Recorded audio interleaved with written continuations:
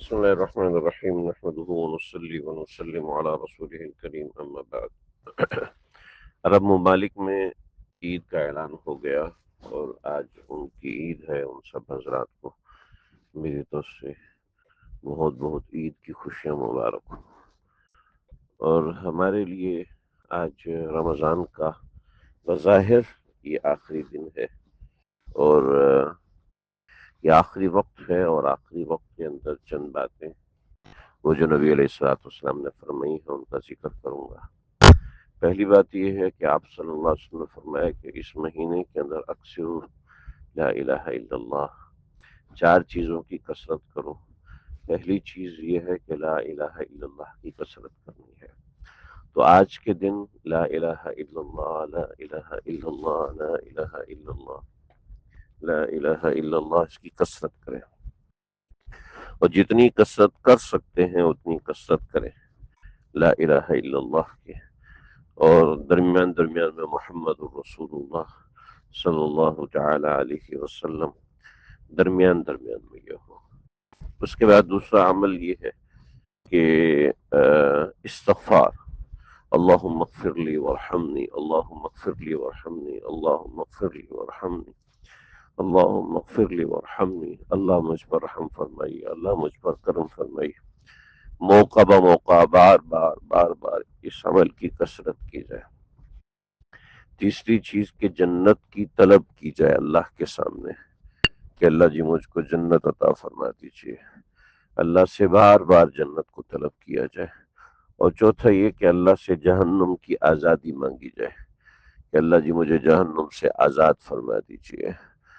اور یہ چار متفرق دعائیں ہیں، کسی ایک دعا میں ہمارے بہت سے حضرات اکابر نے ایک دعا میں جمع کیا ہے، مگر اس کی ضرورت نہیں ہے کسی ایک دعا میں اس کو جمع کرنے کی۔ ایک دعا مانگ لے، کبھی دوسری دعا مانگ لے، کبھی تیسری مانگ لے، کبھی چوتھی مانگ لے، تو یہ بڑا متبرک ترین چیز ہے۔ آج کے دن کرنے کا عمل یہ ہے۔ اس کے بعد آج کے دن کرنے کا دوسرا عمل آج کی رات ہے، یعنی عید الفطر کی رات، جس کو لیلۃ الجائزہ کہتے ہیں۔ لیلۃ الجائزہ یہ 5 متبرک ترین راتوں میں سے ایک رات ہے کہ جس کے اندر اللہ رب العزت کرم کی انتہا فرماتے ہیں۔ حدیثوں میں آتا ہے کہ 5 راتیں بڑی متبرک ہیں، اور جس کو امام شافعی رحمۃ اللہ علیہ نے لکھا ہے کہ جب سے ہم بڑے ہوئے ہیں اس وقت سے ہم نے دیکھا کہ 5 راتوں کا بڑا خاص اہتمام کیا جاتا ہے۔ ایک شب برات کا بڑا خاص اہتمام کیا جاتا ہے، ایک رجب کی پہلی رات کا بڑا خاص اہتمام کیا جاتا ہے، اور ایک لیلۃ الجائزہ کا بڑا خاص اہتمام کیا جاتا ہے، اور ایک عید الاضحیٰ کی رات یعنی یوم عرفہ کی رات، اس کا بڑا خاص اہتمام کیا جاتا ہے، اور 5واں شب جمعہ۔ تو اس میں بھی یہ لیلۃ الجائزہ آتی ہے۔ اس لیلۃ الجائزہ کا بڑا ہی خاص اور خاص الخاص اہتمام کیا جاتا ہے۔ تو یہ لیلۃ الجائزہ ہے جو آج کی رات چاند نظر آنے کی صورت میں ہمیں ملے گی، اور جو سعودی میں ہے، دبئی کے لوگ ہیں، دیگر ممالک کے ہیں،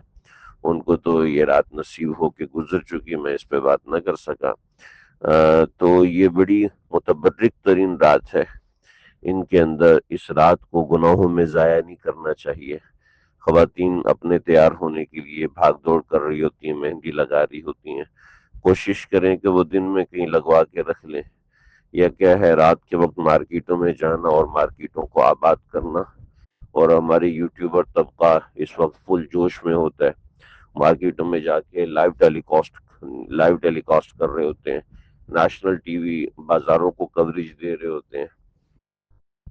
رمضان جا رہا ہے، اس کے ساتھ مومن کا دل کٹنا چاہیے،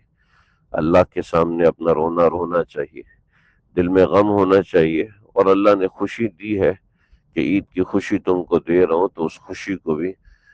جو اللہ نے دی ہے اس کو خوشی کے ساتھ منانا چاہیے۔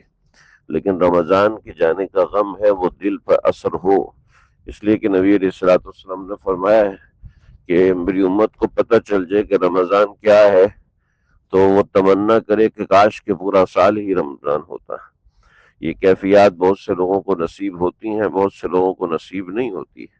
مگر رمضان کی برکت، بابرکت گھڑیاں، بابرکت ساعتیں،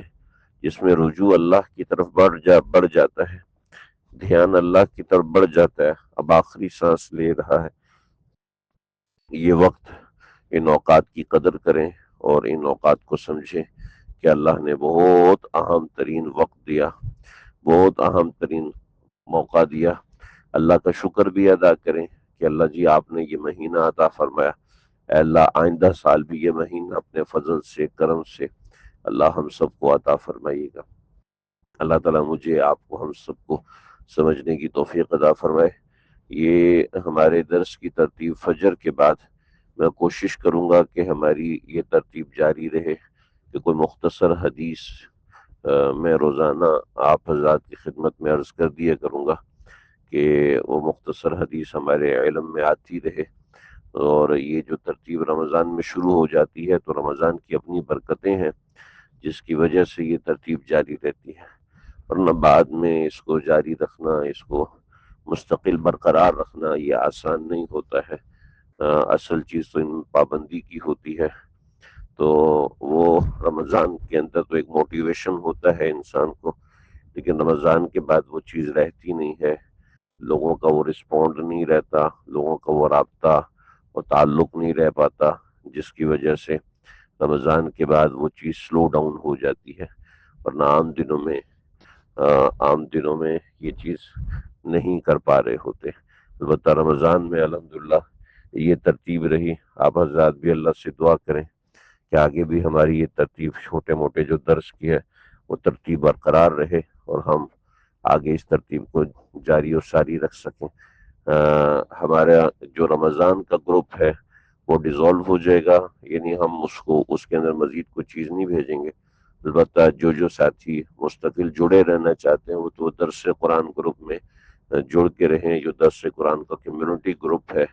اس میں جڑ کے رہیں، انشاءاللہ